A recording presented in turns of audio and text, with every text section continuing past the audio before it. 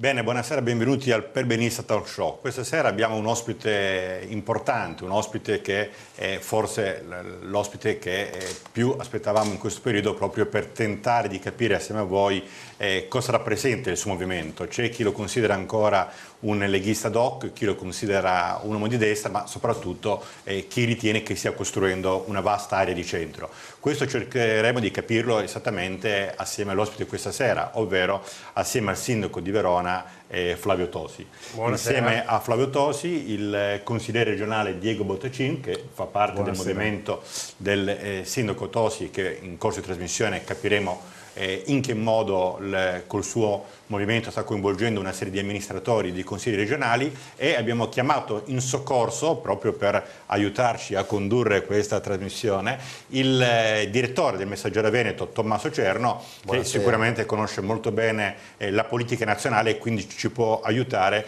a capire quanto Tosi sia anche, cosa che immaginiamo, sempre più un leader del nord-est o forse nazionale, non solamente più del Veneto.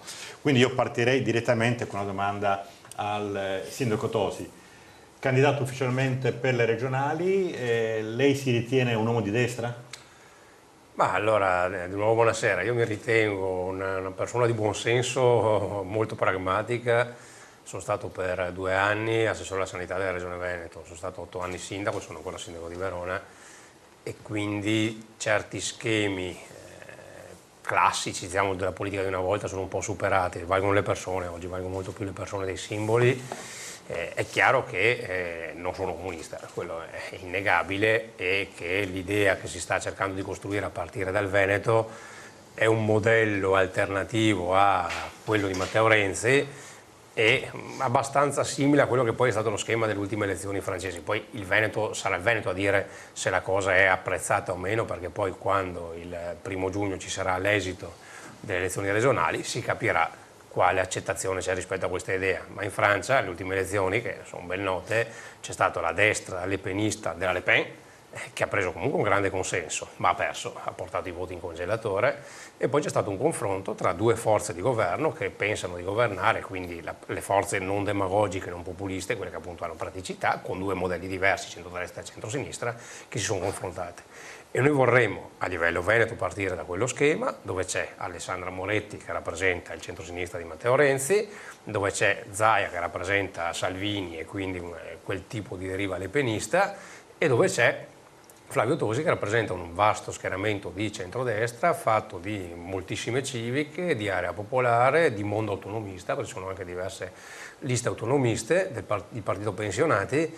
E se in Veneto ci sarà apprezzamento rispetto a questa idea, ma credo di sì, perché secondo me la gente veneta, la gente nord-est in generale, si sente più rappresentata da chi in modo pragmatico, da chi con aderenza alla realtà dice delle cose che poi sono fattibili, non dicendo che devi uscire dall'euro e cose insomma, che alla fine tutti sanno che non sono praticabili. E da lì, dal 1° giugno, si partirà quindi a livello nazionale per cercare di esportare questo modello che parte dal Veneto, per cercare che anche a livello nazionale non ci sia l'alternativa Renzi-Salvini, perché l'alternativa Renzi-Salvini vince Renzi tutta la vita, ma ci sia un qualcosa che non è detto che sia Flavio Tosi il leader, un qualcosa che comunque rimetta assieme davvero il centrodestra, che è un po' il centrodestra storico che è stato snaturato, sbriciolato, distrutto in questi ultimi anni, che deve essere ricostruito. Bene. Bottacin, lei è un consigliere regionale di lungo corso, conosce quindi molto bene la macchina regionale, conosce molto bene come ragionano i veneti. Secondo lei qual è la percezione di una candidatura di Tosi in seno all'ex elettorato leghista? Ma in seno all'ex elettorato leghista non lo so se sono la persona più adatta a rispondere. Io vedo molto consenso popolare.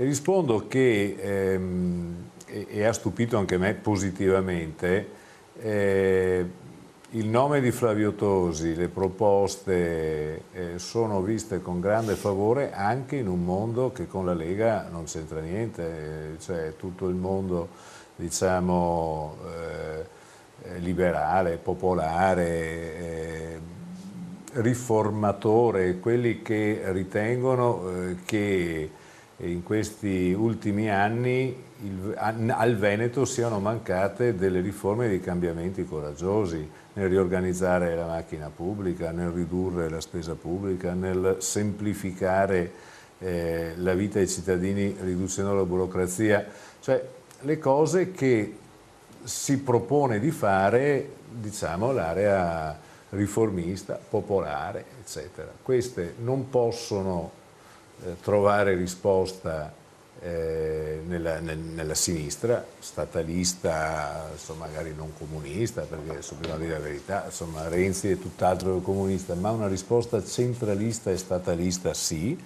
Non possono trovare risposta nella demagogia di Salvini. Ecco, direttore. E devo dire, anche in un territorio come il mio, che è quello di Treviso, che è il più lontano, è più vicino a Zaia, il più lontano dal sindaco Tosi, io trovo grande facilità e grande attenzione, grande consenso verso Flavio Tosi.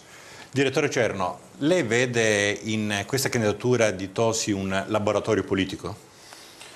Beh, senza dubbio. Lo era già prima di candidarsi, nel senso che il Nord-Est aveva nella Lega vissuto in maniera chiara già prima due momenti e due modelli.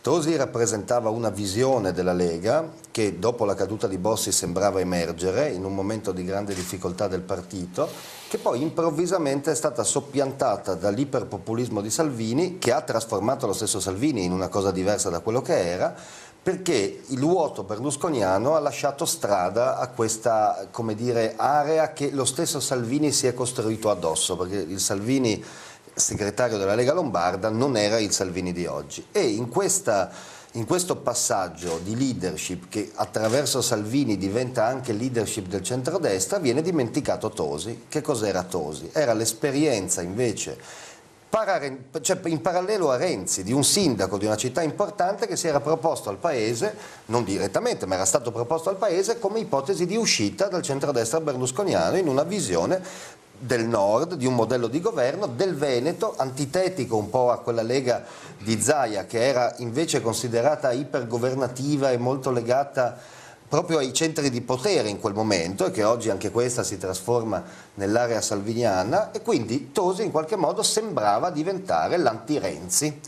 È stato il suo partito a frenare questo disegno in uno strano scambio, come dire, di poteri, tra cui Salvini, che diventa il candidato leader in qualche maniera vincolato però a questa area lepenista di cui abbiamo parlato, e dall'altra parte Zaia, in qualche modo governatore del Veneto secondo un modello della Lega di governo, della Lega del potere veneto, che Tosi tante volte ha contestato. Senta, prima di ritornare a Tosi, quanto contano secondo lei i nomi in questa corsa al governatore?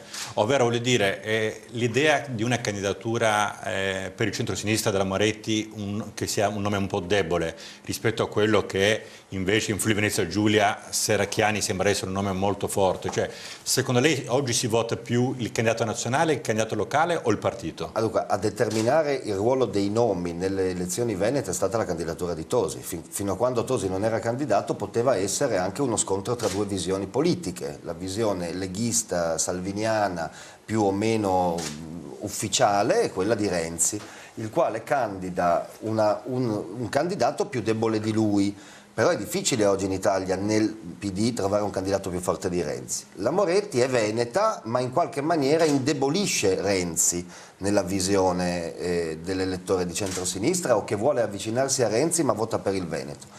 Zaia probabilmente mantiene la sua forza tutta del nome è quella di Tosi, che senza partito, cioè rinunciando a un partito, a un movimento, a una serie di alleanze, costruisce una rete civica ambiziosa e propone da nord un avanzamento del centrodestra territoriale, che è quello che Fitto più o meno tenta di proporre dentro Forza Italia da sud, con un vigore decisamente diverso e con una capacità di allargare fuori da quelli che sono gli alvei classici dell'elettorato berlusconiano. Quindi è molto interessante. È interessante il rapporto Friuli Venezia Giulia Veneto in questa operazione, perché noi abbiamo invece la parte di nord-est già governata dal centro-sinistra di Renzi, addirittura governatore il vice segretario di Renzi, che ha la problematica opposta alla Moretti, cioè ha capito che per fare il presidente di regione oggi non puoi stare con Renzi, perché Renzi ha un disegno, diciamo, centralista rispetto al tema degli enti locali, che non solo va a frenare quel processo di devoluzione che il governo di centrodestra avrà portato fino all'esasperazione, ma che a volte entra in conflitto,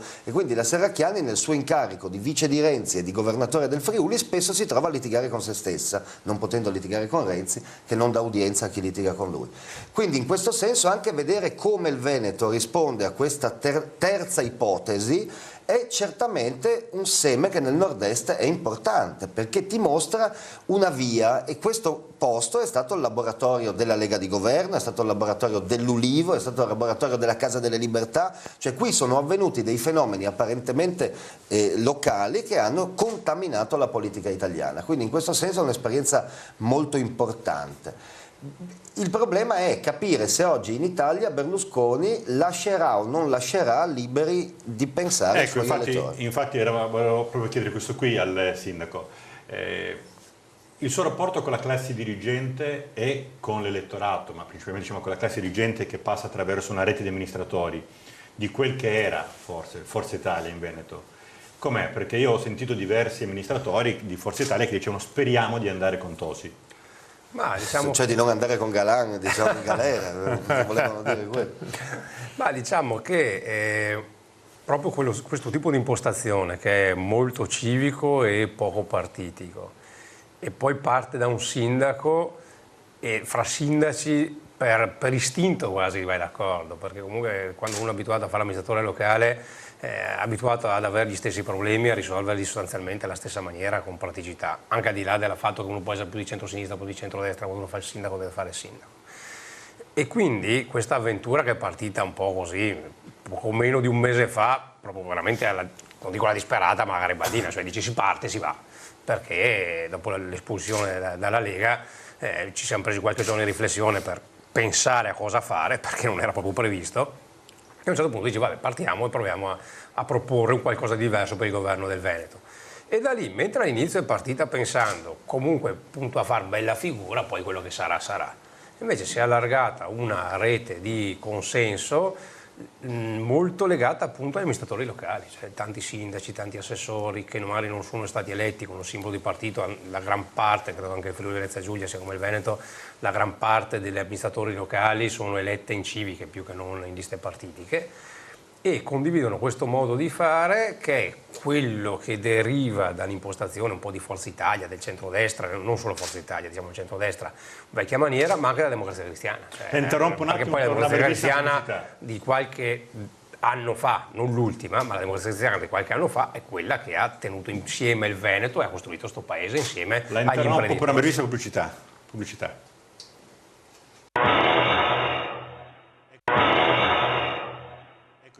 Eccoci ritornati in puntata. C'erano quindi un movimento, parlava di Democrazia Cristiana in questo momento qua, Tosi, quindi cioè, ce lo vede Tosi come leader di una nuova Democrazia Cristiana o di un PPE? Beh, intanto è interessante capire una cosa. Che in quel caso Renzi? No, vabbè, ma allora intanto bisogna capire una cosa: il Partito Popolare Europeo è molto più simile a Tosi che alla Democrazia Cristiana, cioè nel senso in Italia il concetto di Partito Popolare Europeo viene confuso spesso con Partito Popolare Italiano. Il Partito Popolare Europeo è un movimento, sono movimenti popolari, Volkspartei, che stanno insieme, che non hanno assolutamente quel concetto di popolare che ha la nostra idea dei partiti cattolici.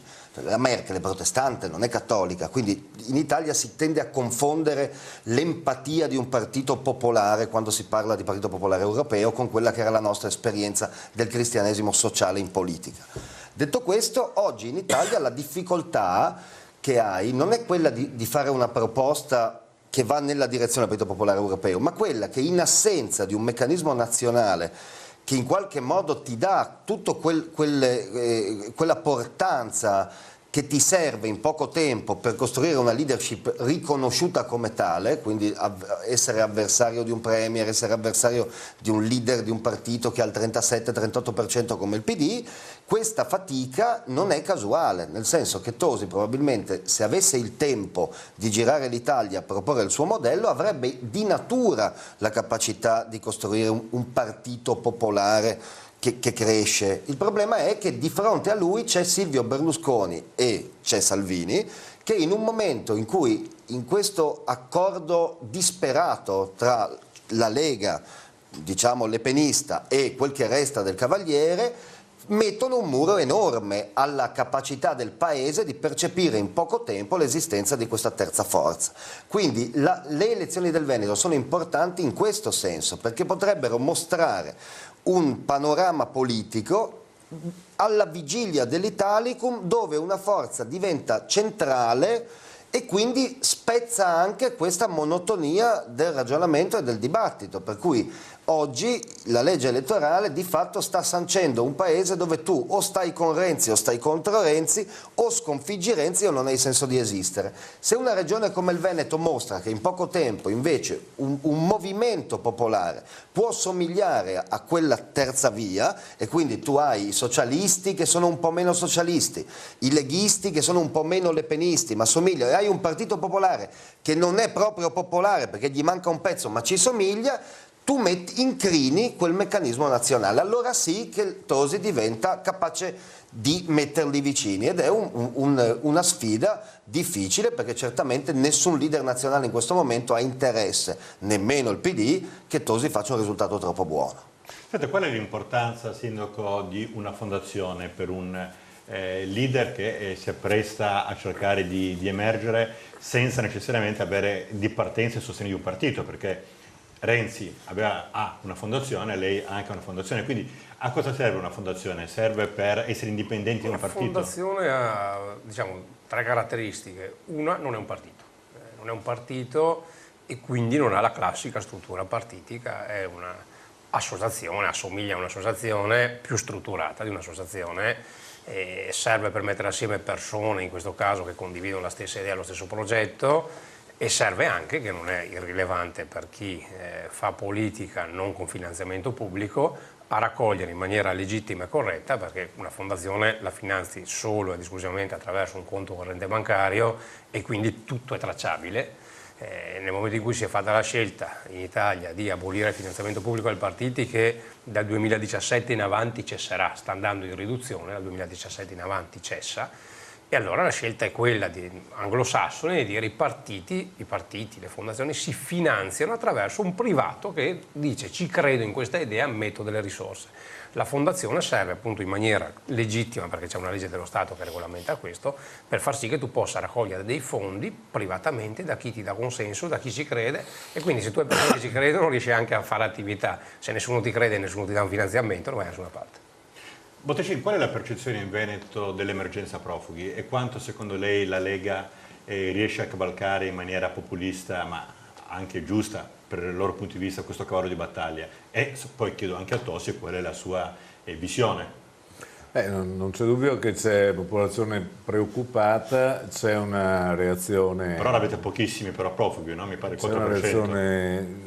Sì, diciamo che c'è una reazione molto preoccupata dei sindaci, assolutamente comprensibile, perché le risposte, al di là dei numeri esatti dei profughi, sono risposte incredibili.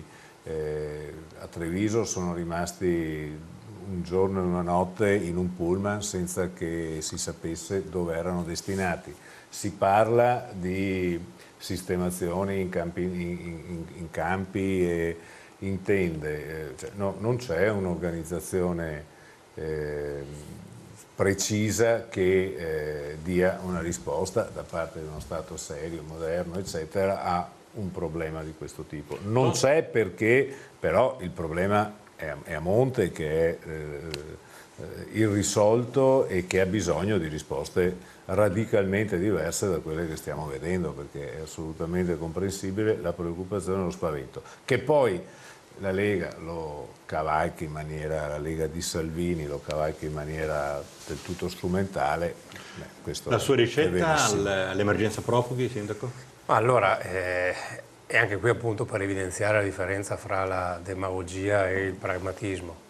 Adesso Salvini / Zaia dicono che non vogliono più nessun clandestino / profugo in Veneto, che per loro è inammissibile, eccetera. E Zaia si dimentica che la sua regione, il 10 luglio, quindi mica anni fa, il 10 luglio scorso, accetta un accordo, un'intesa Stato-Regioni, e quindi lo sottoscrive come Regione Veneto, dove accetta di distribuire 150.000 fra clandestini e profughi su tutto il paese, e quindi anche il Veneto aderisce. Poi adesso Zaia dice non li vogliamo, e lui come governatore ha sottoscritto quell'accordo il 10 luglio scorso. Questa è la differenza fra il chiacchierare e gli atti amministrativi. Il punto è che oggi siamo a livello di saturazione rispetto alla capacità di accoglienza. Perché io, per dire, sono sindaco, ho le strutture di accoglienza della mia città che, per quanto siano state potenziate, più di tanto non ce la fai più. E il problema è la preoccupazione successiva. La preoccupazione successiva perché se anche quest'anno ci si aspettano 200 o forse di più 1000 fra profughi e clandestini, allora diventa insostenibile. Io per questo ho lanciato in questi giorni quella che non è una provocazione, ma è una proposta, perché anche qua appunto bisogna fare delle proposte percorribili, che è quella di dire, siccome l'Europa ce li sta scaricando, l'Europa dice che l'Europa è unita e dovremmo condividere i problemi, ma con i trattati di Dublino, che l'Italia ha sbagliato a sottoscrivere in quella forma, è previsto che dove arrivano vengano fotosegnalati e restano. E questo è sbagliato perché se è un problema europeo, l'Europa si rispartisce come spartisce tutto il resto, il 24% la Germania, il 20% la Francia, il 18% l'Italia, il 12% la Spagna, tutto quello che in Europa viene spartito, ci spartiamo anche i clandestini, così diventano un problema europeo. Invece l'Europa ha detto arrangiati all'Italia e chiude le frontiere e ce li rimanda indietro. Allora l'Italia cosa può fare? Ed è tecnicamente percorribile, tu dai un permesso di soggiorno per motivi umanitari. Se tu dai il permesso di soggiorno per motivi umanitari, loro hanno diritto per 3 mesi a circolare liberamente per l'Europa. Allora vediamo a quel punto se l'Europa sarà un po' più solidale quando cominciano a girare per l'Europa. Magari li accompagnano anche vicino a qualche confine. Esatto. Così, no, perché siccome altrimenti rischiamo veramente che ci scaricano addosso questa cosa, che è stata l'Europa a provocarla, perché è stata la Francia a attaccare la Libia, a far ammazzare Gheddafi e a scatenare l'instabilità libica. E quindi bisogna assolutamente trattarla a livello europeo e internazionale, perché come Italia da soli, se non hai la copertura almeno politica internazionale, Renzi è andato qualche giorno fa da Obama e fra le cose che ha chiesto ad Obama era proprio quella di aver copertura per intervenire in Libia. Obama gli ha detto che non gli interessa, perché a Obama gli interessava che venisse eliminato Gheddafi. Il fronte libico in questo momento non interessa ad Obama, e Obama ha detto fate quello che volete in Europa, e gli Stati Uniti non ci si mettono. Direttore, quanto secondo lei Berlusconi realmente tifa per Salvini in queste elezioni? Cioè quanto gli interessa e quanto vantaggio può avere da una vittoria di Salvini, dove teoricamente la Lega potrebbe raddoppiare, triplicare, non lo so, i consensi di Forza Italia, quindi uscire comunque molto ridimensionata? No, vabbè, ma c'è un patto del Nazareno anche in Veneto, in sostanza. No, il patto di Maddalena è il momento più straordinario di Berlusconi, nel senso che l'epopea di Berlusconi dopo la morte, diciamo martirologica, dopo i processi, come Madonna Laura di Petrarca, più vivo dopo morto, fa sì che oggi Berlusconi stia alleato con quello di tutto il panorama politico più distante da lui, in assoluto, no? Berlusconi non ha nascosto il fatto, aveva anche detto il mio successore arriverà con le primarie, e infatti è arrivato, solo che erano le primarie del PD, e quello a lui più simile, diciamo, è il suo avversario. Quindi è chiaro che Berlusconi, non potendo far finire il patto del Nazareno, per tenerlo in piedi fa finta di stare con Salvini. Dopodiché Berlusconi ha già vinto le elezioni politiche se vince Renzi, nel senso che l'ultimo che avrà problemi con la vittoria di Renzi è Berlusconi.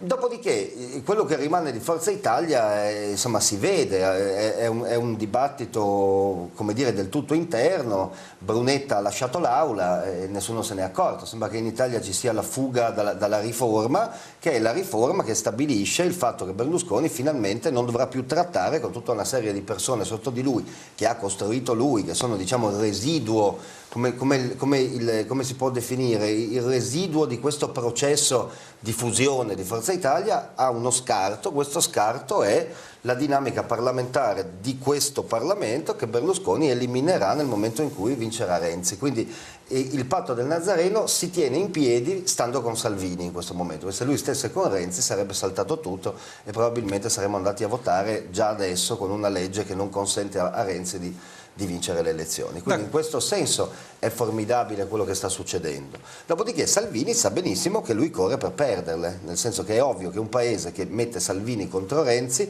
e che nel momento in cui la Lega sta prendendo fiato, Salvini diventa una specie di Zorro che dice le cose perfette per non vincere le elezioni, sembra che il patto del Nazareno stia proprio in piedi anche con il benestare di Salvini, cioè sembra quasi che Salvini, pur di essere leader della Lega, sia disposto a far vincere Renzi e Berlusconi. Questo è lo schema reale, dopodiché la gente vota per chi vuole. E questo io la ringrazio, so che adesso ci deve lasciare, quindi grazie ancora per la sua presenza e alla prossima occasione. Grazie. Pubblicità.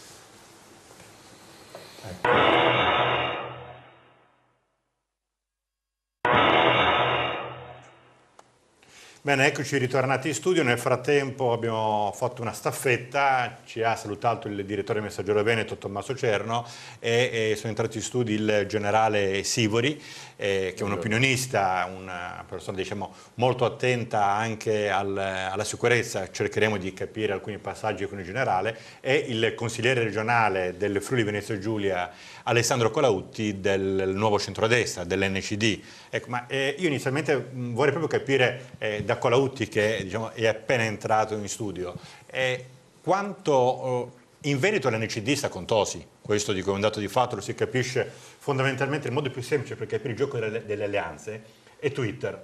Ecco, quindi stiamo dicendo che l'NCD è sicuramente un partito che sostiene Tosi, ma in Veneto c'è una dichiarazione ufficiale, sindaco, di sostegno dell'NCD alla sua candidatura, c'è una lista civica, non correrà, presenteranno simboli, non presenteranno simboli, ci sono allora c'è il dibattito sul simbolo, perché poi alla fine i simboli rappresentano le liste che vengono depositate. Sul concetto di fondo, l'idea, siccome la nostra iniziativa è molto civica, anzi praticamente quasi esclusivamente civica, e visto che a livello nazionale NCD e UDC hanno dato vita a Area Popolare, e allora abbiamo chiesto di connotarsi il più possibile come area popolare Veneto, in modo appunto da cercare di fare una lista territoriale, perché appunto l'operazione, l'esperimento che si vuole provare è mettere insieme in Veneto il mondo civico di centrodestra e a livello nazionale riportare su scala più ampia lo stesso tipo di meccanismo. Ecco Colautti, a tale proposito, l'NCD secondo lei oggi è un partito che si può considerare, secondo vecchi schematismi, perché comunque sia alla fine si tende sempre a schematizzare, un partito di centrodestra o di centrosinistra, o esiste di nuovo il centro? Ma io spero invece che l'NCD, che ho sempre sostenuto fin dall'inizio, è una start-up ed è nata da un fatto traumatico nel piccolo, un po' forse come è successo a Tosi in Veneto, allora per le vicende nazionali. L'NCD in Friuli Venezia Giulia, devo dire, l'ho detto in tempi non sospetti, guarda con molta attenzione invece all'esperienza Tosi.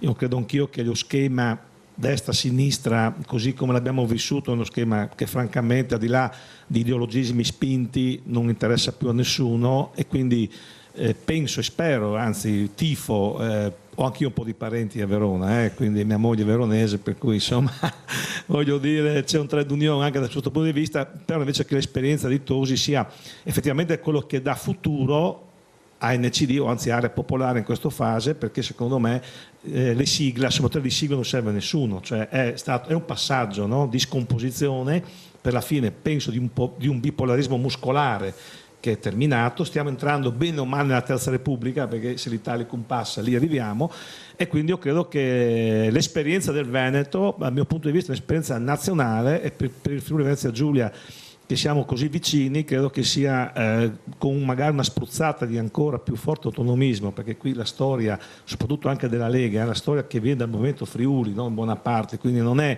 una storia insomma, di un leghismo insomma, populista, così come oggi lo rappresenta Salvini. Penso che possa essere un laboratorio anche per noi, insomma, quindi io da questo punto di vista credo che l'NCD qui è quella cosa lì, cioè è un'espressione moderata, liberal popolare e autonomista che credo nella esperienza che Tosi sta facendo possa trovare veramente un raccordo molto importante. Ecco generale, si parlava di esperto in sicurezza, quanto secondo lei gli elettori oggi votano su una richiesta di sicurezza? Cioè in qualche modo il voto alla Lega è un voto di gente che dice ho paura dell'invasione, ho paura della delinquenza, ho paura del diverso, dell'extracomunitario, come lo vogliamo chiamare. È giustificato il fatto, secondo lei, che solamente la Lega poi possa dare queste risposte e soprattutto la Lega dà la sicurezza? Beh, guardi, la sicurezza non si compra e non si vende al mercato. Non c'è nessuno che possa dire io sono la sicurezza. Poi se qualcuno lo cavalca è un altro paio di maniche. La sicurezza, e per questo bisogna parlare in maniera tecnica e non politica, io non ne posso parlare in maniera politica, però tecnicamente sicurezza significa intanto controllo del territorio. Il controllare il territorio è una cosa che spesso io dico e spesso i politici non vogliono, specie quelli centrali, non vogliono ascoltare. È un dogma, il territorio viene controllato.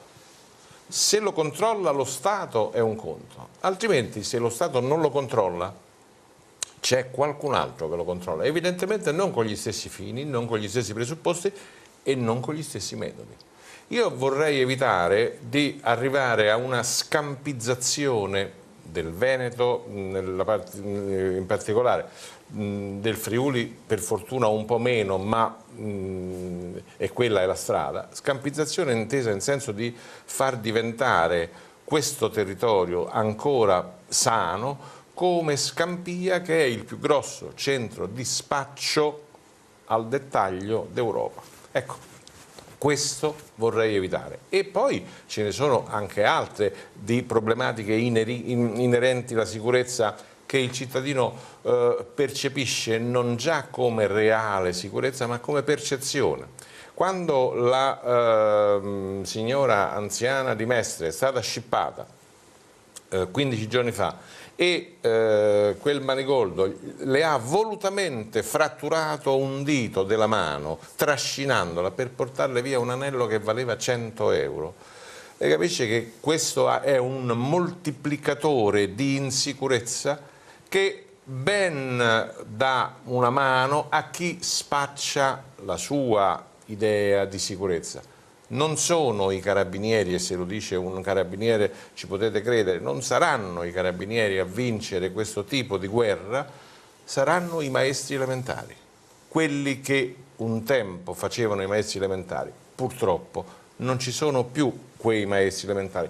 Serve il carabiniere, serve il chirurgo nell'emergenza del trauma, ma non può il chirurgo inventarsi uno stile di vita. Lo stile di vita lo può inventare la famiglia, i maestri elementari, l'esempio, che purtroppo anche questo è una dote che non si compra e non si vende, ma soprattutto perché non c'è nessuno che la vende. Senta Sindaco, lei crede a proposito di delinquenza, adesso a proposito in maniera molto forzata, se no per amor del cielo offendere gli ospiti, non intendo dire questo qua, ma lei crede che ci sia fiducia da parte dei cittadini verso una certa corruzione della classe politica? Cioè fra i tanti luoghi comuni c'è anche quella, vuol dire ogni tanto qualche scandalo nazionale ne dà ragion d'essere, sempre di una classe politica corrotta. L'ultima si è vista insomma, con questo boom delle cooperative, eccetera, eccetera, almeno questo quanto poi hanno pompato anche i mass media nazionali. Secondo lei c'è da parte del cittadino fiducia nei partiti, oppure il motivo per cui lei si muove su una civica è proprio quella che oggi presentare un simbolo fa perdere voti anziché guadagnarne? No, penso che poi la corruzione, anzi penso, lo prevede anche le leggi ma anche il buon senso, la corruzione, la disonestà è un fatto individuale, quindi non è ascrivibile a una parte politica. Uno non è più corrotto o meno in base al partito al quale appartiene, uno se è onesto è onesto, se è ladro è ladro. Il problema dell'Italia sono le norme, perché tu puoi fare le leggi anticorruzione, puoi anche allungare i termini di prescrizione che per come funziona la giustizia in Italia non è una grandissima idea, perché se tu allunghi, come si vogliono allungare, i termini della prescrizione per i reati di corruzione, otterrai solo che se adesso il processo lo fai in 6 anni lo farai in 10, e quindi non è un bel risultato aspettare alla fine del processo dopo anni e anni e anni. Quello che andrebbe fatto, ed è quello il problema italiano, perché l'Italia è in cima ai paesi per la classifica della corruzione. E allora o l'Italia ha un popolo di corrotti di più degli altri, ma insomma, sai, è improbabile che geneticamente siamo peggio degli altri, noi siamo più corrotti di indole, è più probabile che sia sbagliato il sistema. Ovvero sia, noi abbiamo un sistema normativo talmente complicato, talmente iperburocratico, che tu per fare la stessa cosa in un altro paese hai delle norme semplici, ben definite, rapide. In Italia, siccome fare una qualsiasi cosa all'interno della pubblica amministrazione è complicatissimo, tenere un'autorizzazione è complicato, lungo, devi passare da un sacco di permessi, d'autorizzazione, più complichi le norme, più è facile che ci si infili la corruzione. Poi ci sono un sacco di responsabilità diverse, ci sono un sacco di pareri diversi, e quindi è molto più facile che ci si infilino meccanismi corruttivi, e questo è un aspetto. Quindi semplificare la burocrazia significa anche combattere la corruzione. L'altra cosa è che quando in Italia ci sono o grandi eventi o grandi opere, spesso si creano dei meccanismi paralleli esterni alla pubblica amministrazione. Lo scandalo dell'Expo nasce perché viene creato il consorzio Venezia Nuova, che al di fuori dei binari della pubblica amministrazione ordinaria potevano usare la Regione, la Provincia di Venezia, il Comune di Venezia, cioè degli enti pubblici per fare le gare, creano una scatola esterna dove ci fanno passare 5 miliardi di euro, e questa scatola esterna gestisce queste risorse. L'Expo creano anche lì una scatola esterna e ci fanno passare le risorse anziché usare le strutture ordinarie della pubblica amministrazione. Quando sono grandi eventi, le Olimpiadi, spesso in Italia si vanno a creare delle scatole esterne, e chissà perché passano dagli vagoni di soldi e sono meno controllati che non nei binari normali della pubblica amministrazione. Quindi è un fatto di costruire la regola in maniera diversa, in maniera molto più semplice, in modo tale che un cittadino sappia di quello che ha diritto e in tempi certi gli venga rilasciati, perché spesso la corruzione non è per ottenere qualcosa di cui non hai diritto. La corruzione spesso è che alla fine devi pagare qualcuno perché ti dia quello che comunque ti verrebbe. Cioè non è che ti dà qualcosa di illecito, ti verrebbe comunque, ma alla fine uno ti esaspera e devi pagare per avere quello che comunque avresti diritto di avere. Secondo lei esiste una lobby del potere economico in termini elettorali? Cioè gli industriali sono in grado oggi di dare delle indicazioni di voto, soprattutto in elezioni come le regionali? Secondo me oggi il voto, al di là del potere economico che incide sulla capacità della macchina elettorale, perché se uno, come qualche candidato in Veneto, per qualche settimana compra tutti i manifesti 6x3, compra tutti i manifesti alla fermata degli autobus, compra tutto quello che è possibile a mettersi la propria immagine. Candidato consigliere. C'è un candidato presidente che praticamente ha riempito il Veneto per settimane, e quindi vuol dire che dietro ha una capacità economica straordinaria, perché lì sono centinaia e centinaia di migliaia di euro, se basta fare due conti. Questo è sicuramente una parte che incide. Il voto per oggi è molto libero, cioè se il proprietario di un'industria dicesse ai suoi dipendenti votiamo questo, i dipendenti votano esattamente quello che meglio l'urna fanno vale quello che il suo vogliono. di voto, ma non quello dei dipendenti. Andiamo brevemente in pubblicità.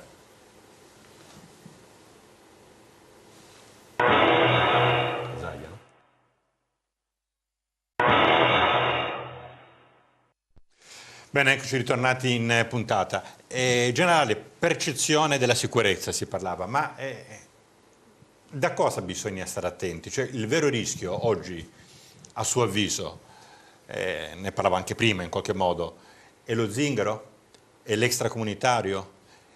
È, parlando di realtà come il Nord Italia, la mafia, la camorra? Che cos'è il rischio, la vera criminalità che mette a rischio la sicurezza dei cittadini del nord-est? Abbiamo un paio di giorni per parlarne o dovremmo però cercare dobbiamo essere sintetici. Non è che è una domanda brutale, l'ho riservata apposta a lei. Sì, grazie. Allora, intanto lei sicuramente lo capisce meglio di tanti altri, il termine mafia è un termine abusato. Mafia non è quello che ha la coppola e il gilet di velluto. Mafia è il modo di essere. Un malcostume. È un malcostume, è un modo di essere, è un modo dell'anima, un modo del cervello. Quindi, preso questo come punto di partenza, io non riuscirei mai a dire che uno perché è rom è ladro. uno è ladro indipendentemente dal fatto che sia rom. Poi se c'è una casistica maggiore all'interno di un certo nucleo, di un certo ceto sociale, beh vabbè, questo è un altro paio di maniche. Però è vero che credo che lei presterebbe involontariamente più attenzione se avesse vicino un gruppo di rom che un gruppo di magari delinquenti che non sa. Beh no, presterei attenzione a tutto ciò che è diverso. Guardi, io ho vissuto 8 anni in Friuli. La prima cosa che ho notato, a differenza di tutti gli altri posti dove sono stato, e per la sicurezza, è che qui i primi 5-6 giorni io mi meravigliavo perché il centralinista alla centrale operativa dei Carabinieri ha telefonato alla signora Maria e ha detto che ha visto passare per sotto casa sua e sostare una macchina targata Trapani, una macchina targata Sondrio, quindi non Trapani perché era profondo sud, ma anche Sondrio. Una macchina targata Trento. Allora, che cosa faceva questa signora? Faceva il controllo del territorio, il controllo di vicinanza, cioè, e creava allarme e quindi si faceva il controllo del territorio a richiesta, on demand si direbbe oggi.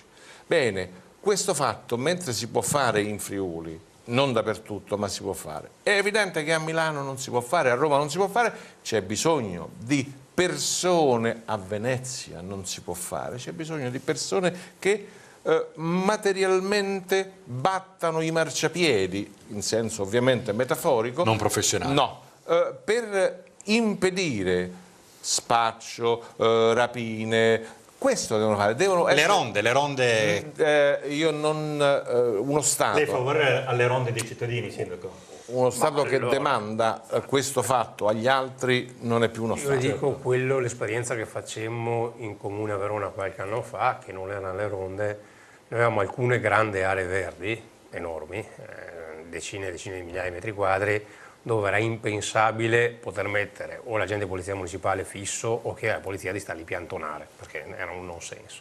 Siccome c'erano dei fenomeni che non era il grande criminale, la persona maleducata, che fa vandalismo, che si comporta in maniera scorretta, gruppi di cittadini, che fra l'altro di solito erano associazioni di volontariato, c'erano i guardia pesca che lo facevano per dire, gruppi di cittadini che con una pettorina giravano e solo il fatto di essere lì evitavano che ci fosse quello che fa il vandalo, quello che fa il cretino. Aumentava la percezione. Esatto, ma questo è proprio questo. Questo è quello che intendo dire. Colautti, una domanda, lei riserva sempre domande carogni, diciamo, in qualche modo, ma un vecchio rapporto di amicizia me lo permette, mettiamola così. Allora, è di queste ore, anche perché è stata un po' una nostra scoperta, il fatto che la Regione abbia coinvolto Trenitalia per incrementare la capienza di un treno della mattina a partire dalle 7:20 per permettere a un gruppo di dipendenti regionali che doveva andare a un convegno da Trieste a Udine di salire su questo treno. Quindi c'è stata la telefonata, si presume, di un dirigente che avrebbe chiamato Trenitalia dicendo: sappiate che quel giorno partiranno 70 dipendenti della regione, quindi ci sarebbe bisogno di incrementare la capienza del treno. E tanto è stato fatto, abbiamo anche documentato il tutto con delle mail.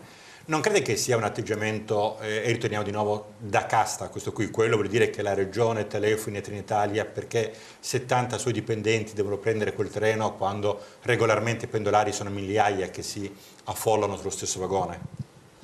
Ma allora, innanzitutto sappiamo che la Regione ha una convenzione con Trenitalia, quindi la Regione insomma in qualche misura paga un servizio che molto spesso, ahimè come sappiamo, crea grossi problemi pendolari per ritardi e quant'altro. Non conosco nel dettaglio la vicenda, credo che dal punto di vista aziendale, ecco, se ci fosse stata un'organizzazione strutturata per delle persone che comunque devono spostarsi per una tantum, a un convegno, quello che è, in maniera trasparente, voglio dire, normale, pagando il biglietto e evitando magari ad altre persone che prendono quel treno di essere sovraccaricato, non vedrei dal mio punto di vista, anche perché insomma, lei crede che 70 persone siano un incremento della questo, folla? Difatti questo volevo dire, ecco, stavo per concludere, sì, per dire che non so se appunto 70 persone in quello che è il normale trasporto Udine-Trieste possono rappresentare un sovraccarico, forse no, ecco, questo voglio dire, diverso è dire, beh, c'è un evento particolare, anzi ottimizziamo, facciamo una sinergia per evitare anche magari dei costi, magari perché no le macchine blu piuttosto che, quindi a quel lato lì. Però ecco, magari forse, immagino io, ma non sono in grado di dirlo, diciamo che forse queste 70 persone comodamente o meno avrebbero potuto trovare posto lo stesso, ecco, questo non lo so, non caricherei tanto, o forse ecco quello che ho capito dai giornali e anche dal vostro blog, forse è stata gestita quasi in maniera un po' di nascosto, un po' come fosse una cosa che non si doveva sapere, ma io credo che invece la trasparenza era la cosa forse migliore. C'è una mail di un funzionario che avvisa gli altri funzionari che si è provveduto ad aumentare la capienza del treno, quindi vi dico, cioè, Bottacin non crede che questi comportamenti sono fatti anche in buona fede, ma comportamenti fatti da una certa classe politica allontanano dalla politica. Vedevo ad esempio proprio su Facebook, sul suo profilo, che anche in Veneto è successo qualcosa di singolare su una birreria che doveva essere un progetto sociale, poi ne hanno fatto una polleria. Qui siamo oltre. Qui siamo molto di più, Ce insomma, lì può esserci un atto di... cioè nel Friuli, nel caso del vagone del treno, può esserci un atto, diciamo, in cui la pubblica amministrazione si sente... Stiamo su quella Veneta, in 2 minuti. Su quello Veneto invece è successa una cosa gravissima, cioè l'assessore e la giunta Zaia, ma su proposta dell'allora assessore Sernagiotto, ipotizza una modalità innovativa per aiutare i disabili, prende 50 milioni di euro e dice facciamo un fondo di rotazione per darlo a chi fa le fattorie didattiche o altre modalità di fare impresa o attività che comunque prevedano l'inserimento di persone disabili.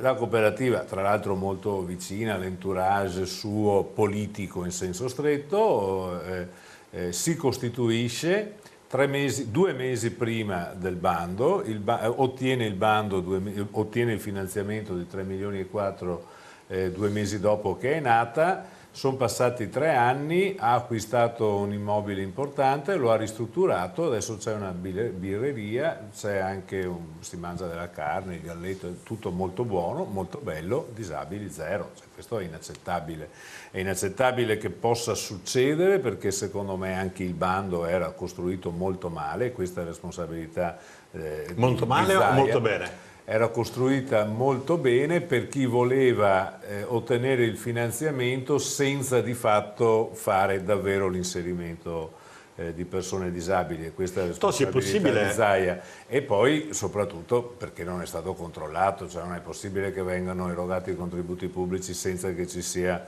una procedura di controllo rigoroso.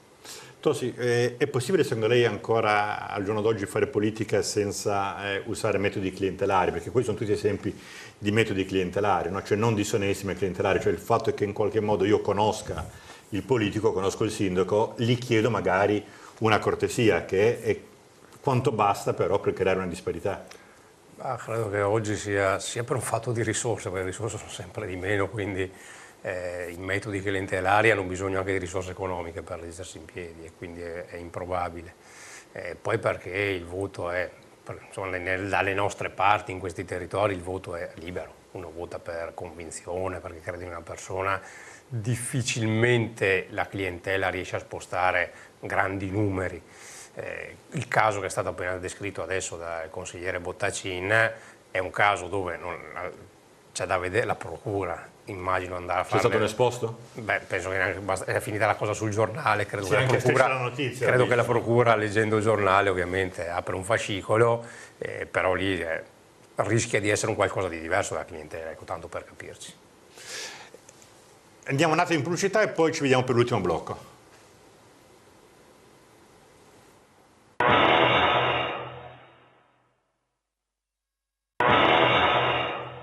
Questo è l'ultimo.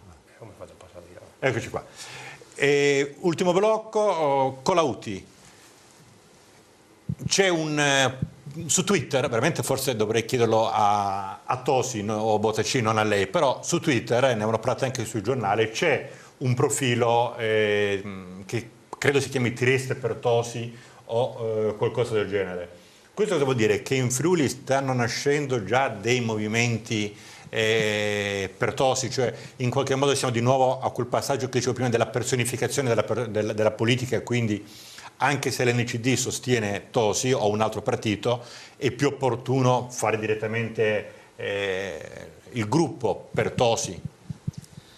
Ma io credo, insomma... Lei sa chi c'è Trieste dietro questo gruppo? Non voglio nomi, cioè, no, a parte il fatto che dovrebbero farsi pubblicità, dovrebbero essere contenti. Però... insomma, immagino un po' di sapere chi c'è. Sicuramente, ripeto... Ex leghisti o NCD? Beh no, direi che a Trieste c'è poca Lega, no? Storicamente c'è molta poca Lega, quindi a parte il capogruppo della Camera. Qualcosa. Sì, beh, adesso ovviamente c'è il caso Federica, ma storicamente a Trieste c'è la storia quella del Melone, insomma la storia della Lega è in Friuli, da altre parti, ma non certo a Trieste. Sì. Ma io credo che, l'ho detto prima, lo ripeto, riprendo un po' anche quello che diceva prima il direttore del Messaggero Veneto. Sì. Non voglio fare paragoni, ma insomma io credo almeno per il nord-est, questo è il lavoro che anche noi insomma cerchiamo di fare, di creare le condizioni per un'area Sarkozy, se posso semplificare, no? E credo che l'esperienza, il messaggio che dà Tosi, ma anche secondo me il coraggio, perché poi alla fine penso che insomma alla fine, adesso non voglio entrare nelle vicende venete, ma insomma alla fine poteva forse, no, votando Zaia candidato, magari rimanere in una condizione di no, così, e invece penso che abbia capito, immaginato che c'era bisogno di una rottura, no? Per aprire una nuova stagione politica, e quindi penso che anche qui in Friuli Venezia Giulia, dove abbiamo, no, situazioni un po' simili, comunque una Forza Italia che sappiamo un po' insomma implosa, abbiamo insomma, ripeto, forse più margini, ecco, su un campo della Lega di stampo più autonomista, penso che ci siano tutte le condizioni affinché invece di fare una sommatoria di sigle che non portano a niente, si ricostruisca un progetto anche attraverso proprio l'esperienza di Tosi. Io credo che questo sì, anche perché oggi dobbiamo essere molto franchi fra di noi, vale molto il fatto individuale, cioè comunque la leadership, cioè non è sufficiente ormai la sigla partito, ma la gente si riconosce molto in chi riesce a veicolare attraverso la sua leadership il messaggio, e quindi in questo caso Tosi sicuramente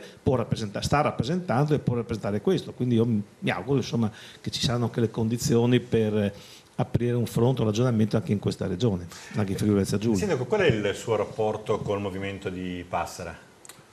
Ma allora io più che il movimento di Passera, io ho un rapporto con Corrado Passera, che ho conosciuto da ministro, lui era ministro, io ero sindaco, e l'ho conosciuto perché avevo dei problemi amministrativi che riguardavano la mia città, e lo trovai una persona molto corretta, molto seria, gli chiesi appuntamento, me lo diede nel giro di qualche giorno, gli sottoposi il problema, lo risolse, fra l'altro, lo risolse. E quindi diciamo mi si è creato questo rapporto personale, dopodiché c'è chi lo attacca dicendo che è il banchiere, l'uomo dei poteri forti. Lui con le banche non ha più nulla a che vedere, e anzi c'è da dire una cosa, credo che in pochi sappiano e in pochi facciano notare. Corrado Passera, che era l'amministratore delegato di Banca Intesa, l'amministratore delegato di Banca Intesa prendeva più di 20 volte, tanto per capire le cifre, più di 20 volte quello che ha preso a fare il ministro. Quello era il suo stipendio, più di 20 volte, e nessuno l'avrebbe toccato, perché Banca Intesa fra l'altro... Ma il movimento Italia Unica adesso, Italia Unica... No, ma questo per dire, insomma, per capire insomma, il tipo di persona, uno che gli viene chiesto, in quel caso da Mario Monti, dice ascolta vieni a fare da ministro, e lui rinuncia a uno stipendio colossale per andare a fare il ministro, prendendo molto di meno, con molte più rogne, e uscendo da Banca Intesa, perché lui con le banche, con Banca Intesa non ha più nulla a che vedere. E quindi diciamo, è nato questo rapporto di stima rispetto alla persona, e adesso lui ha questa forza, questa fondazione, questa idea politica che appunto si chiama Italia Unica, con la quale molte idee concrete, pragmatiche, per rimettere insieme il paese, quindi per ridurre la spesa pubblica, per ridurre il debito pubblico, alcune misure liberiste che servono, perché all'Italia servono delle misure anche liberiste, sono condivise. Poi Corrado Passera, ma direi anche ragionevolmente, ha detto io non mi presento col mio simbolo a queste elezioni regionali, perché secondo me insomma, bisogna strutturarsi, ci vuole del tempo per mettere in piedi un progetto politico, e ha detto penserò a più avanti, intanto lancio l'idea, e quindi Corrado Passera non sarà presente formalmente a queste elezioni regionali. Senta, lei è conscio che con la sua candidatura ha fatto sicuramente un gran piacere alla Moretti? Ma secondo me non ho fatto un piacere alla Moretti, perché bisogna vedere chi vince. siccome le forze in campo sono diverse da come magari potevano apparire qualche settimana fa, e lo si vedrà fra qualche settimana, perché se uno poi va a vedere, qui appunto c'è Diego Bottacin alla mia destra, se uno va a vedere il numero dei consiglieri regionali uscenti, che insomma rappresentano qualcosa, perché rappresentano gli eletti dai cittadini, sì, chi sta in regione oggi. Con le preferenze. Esatto, con le preferenze. E se uno va a guardare gli eletti in consiglio regionale uscenti che sostengono Flavio Tosi e che sostengono Luca Zaia, si accorgerà che sono di più gli eletti uscenti dal governo regionale uscente, dal Consiglio regionale uscente, che sostengono Luca Zaia che non Flavio Tosi. Questo vuol dire che le forze in campo sono tutt'altro che squilibrate, dove ci sono due che si contendono e gli altri stanno lì a guardare, e quindi uno entra in campo e fa vincere uno, fa perdere l'altro. È una partita estremamente aperta, dove secondo me ora della fine in tre, io, Luca Zaia e Alessandra Moretti, arriveremo non molti punti percentuali di forbice, e sarà determinante la lotta all'estensionismo, cioè chi riuscirà a conquistare più elettori fra quelli che non andrebbero a votare è quello che rischia di vincere. Perché insomma in metà potrebbero non andare a votare, questo dico. Lei ovviamente non è suo interesse a ricordare che ci sono anche altri candidati, ma volevo dire un'altra cosa, un fatto di numeri. Che fino adesso, per colpa mia, non certo per colpa vostra, non si è mai parlato comunque di un altro movimento che nei sondaggi nazionali viene dato ancora molto forte, almeno a due cifre, che è il Movimento 5 Stelle. Il 5 Stelle però, se uno va a guardarsi, non lo dico perché io sono candidato alle regionali, è un dato statistico, se uno si va a guardare non tanto le politiche, Beppe Grillo prenderà ancora il 15, 16, quello che sarà. Se uno va a guardare le comunali e le regionali, il 5 Stelle sta sempre sotto il 10. Non riesce mai ad andare oltre. Che mancano le preferenze. Perché no? Perché siccome loro è un movimento di protesta che dice spacchiamo tutto, mandiamo tutti a casa, rompiamo tutto. Tu quando ti proponi per governare una città o per governare una regione, difficile che voti uno che dice spacco tutto, mando a casa tutti e rompo tutto. A Roma magari lo voti per spaccare tutto. Nella tua città, o nel tuo comune, nella tua regione, normalmente voti qualcuno che proponga qualcosa per fare, e tant'è che appunto i 5 Stelle a livello locale, a livello regionale non vanno mai sopra il 10%.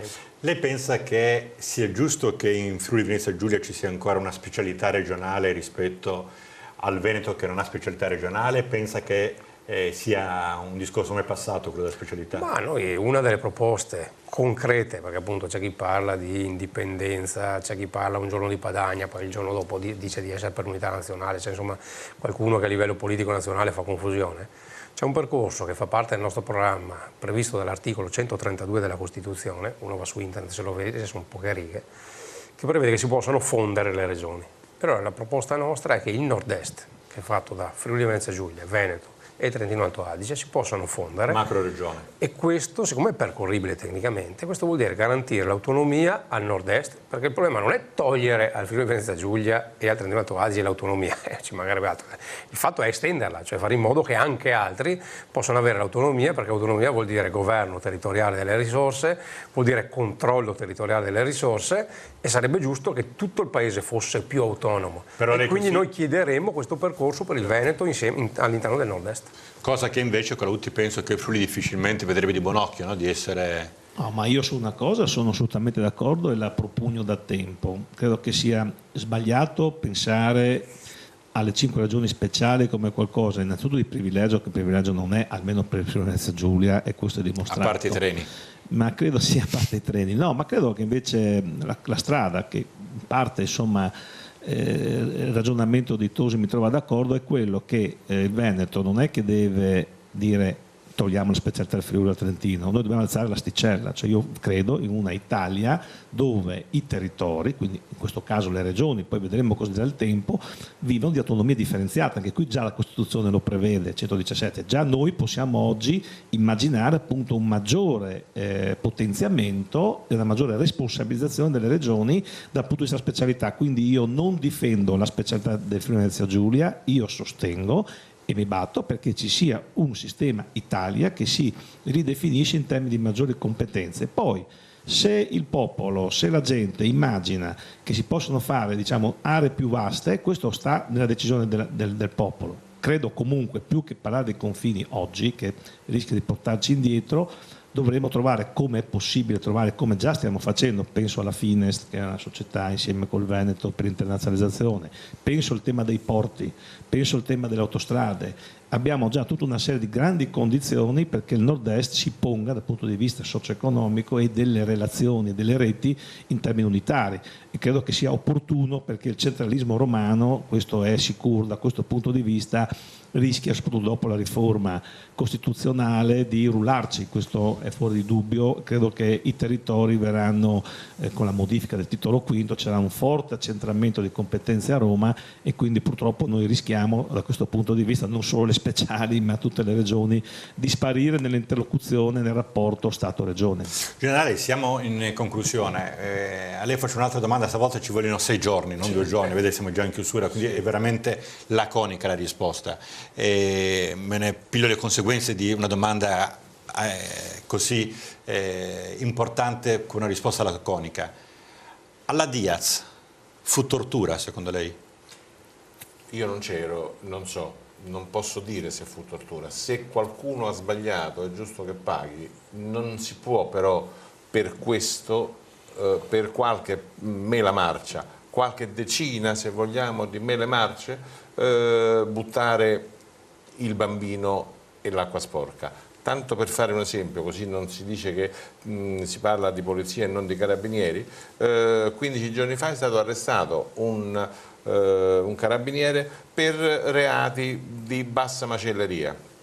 Io dico, d'accordo con anche i sindacati di polizia, io sono felice quando si riesce a mettere le manette addosso a un carabiniere o a un poliziotto, perché si estirpa quella mala pianta e si torna a rendere onore e dignità a chi a un sistema che merita giusta credibilità. Non a caso, e lo voglio dire forte, non a caso contro chiunque altro le forze di polizia sono al primo posto nella difesa, nel pensiero degli italiani e nella fiducia degli italiani, prima ancora di tanti altri. Verissimo. Allora io ringrazio Alessandro Colautti, consigliere regionale in Friuli Venezia Giulia dell'NCD, ringrazio il generale Sivori, ringrazio Diego Bottacin, consigliere regionale di che gruppo non abbiamo detto? Gruppo misto. Gruppo misto. E ringrazio soprattutto il sindaco di Verona Flavio Tosi per essere passato da noi in trasmissione, per averci spiegato alcuni passaggi di quello che sarà Movimento Senza Dubbio Nazionale, che seguiremo con interesse. Quindi già da adesso la invitiamo in futuro. Grazie a tutti, buona serata.